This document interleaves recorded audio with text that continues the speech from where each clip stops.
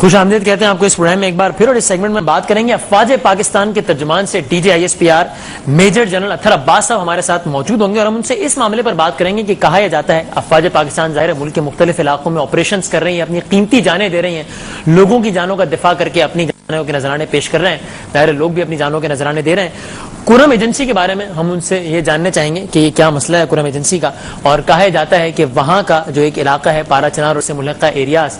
وہاں کی پوزیشن یہ ہے کہ چونکہ ٹل پارا چنار روڈ جو کہ واحد راستہ ہے، کرم ایجنسی کے لوگوں کو اگر پاکستان کے دیگر علاقوں میں یعنی پشاور وغیرہ میں آنا ہو تو آمد و رفت کا یہ ایک راستہ ہے ٹل پارا چنار روڈ۔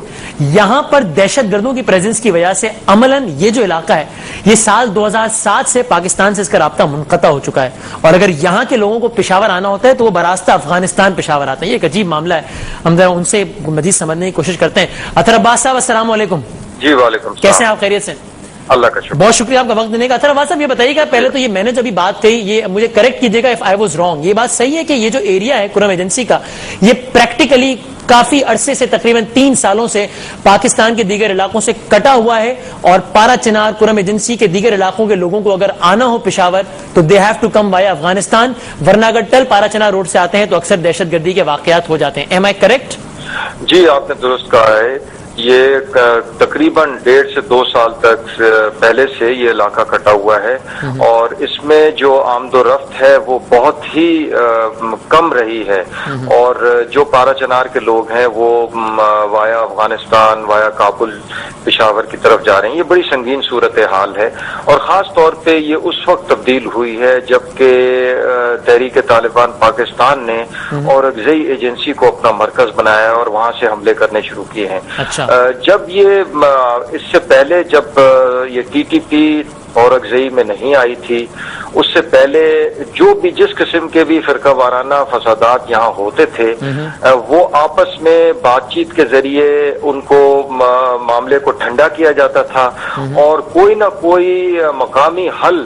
اس کے لیے تلاش کر لیا جاتا تھا، اور پھر امن بحال ہو جاتا تھا۔ لیکن جب سے ان دہشت گردوں نے اورکزئی پہ قبضہ کیا ہے، اورکزئی سے بالکل براہ راست کرم کے اوپر ان کا کنٹرول حاصل ہو گیا تھا، اور اس وجہ سے اس علاقے میں مزید کشیدگی پھیلی ہے، اس علاقے میں مزید وارداتیں ہوئی ہیں، اور بہت بڑے پیمانے پہ قتل و غارت ہوئی ہے۔ اس کی وجہ سے حالات خراب ہوئے ہیں، اور اب جو آپ دیکھ رہے ہیں چونکہ اس وقت روڈ کھلی ہے لیکن اس طریقے سے امن بحال نہیں ہوا ہے کہ کانوائے کے اسکواڈز کے بغیر وہاں آمد و رفت جاری ہو، لیکن ہمارا اس وقت یہ ہے مرکز اورکزئی پہ، تاکہ اورکزئی میں جو دہشت گردوں کا مرکز اور یہ ٹھکانہ بنا ہوا تھا اس کو ختم کیا جائے، تاکہ نہ صرف اورکزئی میں بلکہ کرم میں بھی امن بحال ہو۔ لیکن اطہر عباس صاحب یہاں پر لوگ یہ سوال کرتے ہیں، ظاہر ہے سب کے سامنے افواج پاکستان نے جس طریقے سے ڈٹ کر مقابلہ کیا، اپنی جانیں دیں، سوات کو خالی کرایا، مالاکنڈ کو، تو لوگ یہ پوچھتے ہیں کہ پھر اس روڈ میں ایسا کیا رکھا ہے کہ بڑے بڑے علاقے خالی کرا لیے، وہ علاقے جو کہ جغرافیکلی بہت زیادہ ٹف تھے، جہاں پر دہشت گردوں کو لوکیٹ کرنا بڑا مشکل تھا، وہ علاقے تو خالی کرا لیے، لیکن یہ ایک روڈ جس کی اگرچہ لمبائی بہت زیادہ ہے، کئی 100 کلومیٹرز پر مشتمل ہے، 300 کلومیٹر سے زیادہ، وہ ایک روڈ خالی نہیں ہو پا رہا، جس کی وجہ سے ایک علاقے کے لوگ محصور ہو کر رہ گئے، پریکٹیکلی پاکستان سے کٹ کے رہ گئے۔ وجہ کیا ہے اطہر عباس صاحب؟ دیکھیں، ایک تو بنیادی بات اس میں یہ ہے کہ جتنی لمبی روڈ ہے یہ ممکن نہیں ہے کہ اس کو مکمل طور پہ اس کی حفاظت 100% ممکن بنائی جا سکے۔ اچھا، کیونکہ اگر آپ سمجھیں کہ 200 کلومیٹر روڈ ہے یا 150 کلومیٹر روڈ ہے، اس کے اوپر اگر اس کو مکمل طور پہ محفوظ بنایا جائے اور سیل کیا جائے تو کتنی نفری چاہیے ہوگی، اور اس پہ ایک جگہ حملہ کرنے کے لیے یا ایک جگہ کسی قسم کی بھی دہشت گردی کی کارروائی کرنے کے لیے، گھات لگانے کے لیے اس میں کتنی نفری چاہیے ہوگی۔ تو میرے اندازے میں تو 10 آدمی یا 20 آدمی یہ دہشت گردی کی کارروائی روڈ کو بلاک کرنے میں یا حملہ کرنے میں جو بھی قافلہ وہاں سے گزر رہا ہے وہ کافی ہوں گے، اور اگر آپ کو سیکیورٹی مہیا کرنی ہے پوری روڈ کی، اس کے لیے آپ کو میرا خیال ہے 2000-4000 لوگ بھی اس میں کم پڑیں گے۔ تو اصل میں جو اس کی جڑیں ہیں اورکزئی کے اندر، جہاں سے اس علاقے کا امن تباہ کیا گیا ہے، ان جڑوں کو ہم نکالنے کی کوشش کر رہے ہیں، اور اس لیے آپ دیکھ رہے ہیں کہ ایک طویل عرصے سے اورکزئی میں آپریشن جاری ہے، اور ہماری کوشش یہی ہے کہ اورکزئی میں جو اپر اورکزئی ہے خاص طور پہ جہاں کے ابھی آپریشن ہو رہا ہے اور باقی علاقہ اورکزئی کا انڈر کنٹرول آ گیا ہے، یہ اپر اورکزئی بھی جب مکمل ہو جائے گا تو اس میں نہ صرف تیرا سے اس کا رابطہ منقطع ہو جائے گا جہاں سے دہشت گرد آ کے نہ صرف اورکزئی میں بلکہ کرم میں بھی حملے کرتے تھے، اور اسی طریقے سے جو اورکزئی سے کرم میں بدامنی پھیلائی جا رہی تھی وہ بھی اس کو بھی کنٹرول میں لایا جا سکے۔ یعنی اب آپ کچھ آئیڈیا دینے کی پوزیشن میں ہیں کہ کب تک یہ صورتحال بہتر ہو پائے گی اور کب یہ کرم ایجنسی کے لوگ اس قابل ہو جائیں گے کہ یہ اپنے ہی ملک میں ٹریول کر سکیں؟ Any rough idea? Because army chief بھی گئے، وزیر داخلہ بھی گئے، سب نے یقین دہانیاں کرائیں اور ایفرٹس بھی کر رہے ہوں گے، لیکن کچھ ہو اب تک نہیں پایا پریکٹیکلی۔ اطہر عباس صاحب جی، کوشش ہماری ہے کہ جتنی جلد از جلد یہ ہو سکے، لیکن مسئلہ ادھر یہی ہے خاص طور پہ اپر اورکزئی میں کہ وہ چونکہ علاقہ خاص طور پہ جو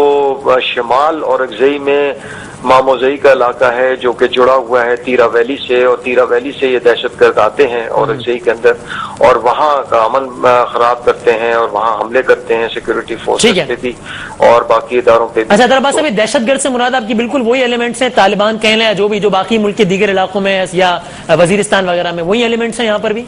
ہاں، مرکزی تو تحریک طالبان پاکستان ہی ہے جو کہ بڑا گروہ ہے اس دہشت گردوں کا، باقی گروہ اس میں اور شامل ہو گئے ہیں مختلف علاقوں سے اور سب مل کے اس علاقے کا امن تباہ اور سر آخر میں اگر ہمیں یہ بتا دیں کہ ٹھیک ہے ابھی آپ خود کہہ رہے ہیں کہ 1.5 2 2.5 سال ہو گئے ہیں اس علاقے کے لوگ کٹے ہوئے، تو ابھی کچھ اس طرح کے ارینجمنٹس ہو سکتے ہیں نا کہ وہاں پر لوگ دواؤں کی کمی کے باعث بھی مر رہے ہیں، کہیں خوراک کی کمی ہے، تو کم از کم ان چیزوں کی وہاں پر فراہمی ہو جائے، یا جو لوگ بیمار ہیں جنہیں ہاسپٹلس میں شفٹ کرنا ضروری ہے ان کے آنے جانے کا تو بندوبست، اس کے لیے کیا کر رہے ہیں لاسٹ منٹ میں اگر یہ جی فرنٹیئر کور کی جو بھی اس وقت وہاں تعینات ہے اس کی کوشش یہی ہے کہ پورے مکمل طور پہ جو بھی کانوائے ادھر جا رہا ہے، قافلہ جا رہا ہے، اس کو سیکیورٹی دی جائے، فرنٹیئر کور کے دستے آگے درمیان میں پیچھے لگے ہوں اور یہ بڑے قافلے جو ہے وہ ایک دوسرے کی جگہ پہ پہنچے تاکہ اس قسم کے خاص طور پہ ضروری اشیاء جو ہیں خورد و نوش کی بھی، ادویات کی بھی اور جو ضروری سامان ہے وہ علاقے میں پہنچایا جا سکے۔ بہت بہت شکریہ آپ کا۔ افواج پاکستان کے ترجمان میجر جنرل اطہر عباس تصدیق کر رہے ہیں اس بات کی کہ اس وقت ملک کا ایک علاقہ ایسا ہے جہاں کے لوگوں کو اگر اپنے ہی وطن میں آنا ہو تو انہیں براستہ افغانستان آنا چاہیے۔ ایک ہفتے پہلے ایسے ہی قافلے پر افغانستان میں حملہ ہوا، 11 لوگ مار دیے گئے، اور کچھ دنوں پہلے ایسا ہی قافلہ جو کہ اسی روٹ سے آنا چاہ رہا تھا جس کی بات کی بھی اطہر عباس صاحب نے، تو 18 لوگ مار دیے گئے، 7 ابھی بھی دہشت گردوں کے قبضے میں۔ امید کرتے ہیں کہ یہ حالات بہتر ہوں۔ اپنی رائے سے ہمیں ضرور آگاہ کیجیے گا۔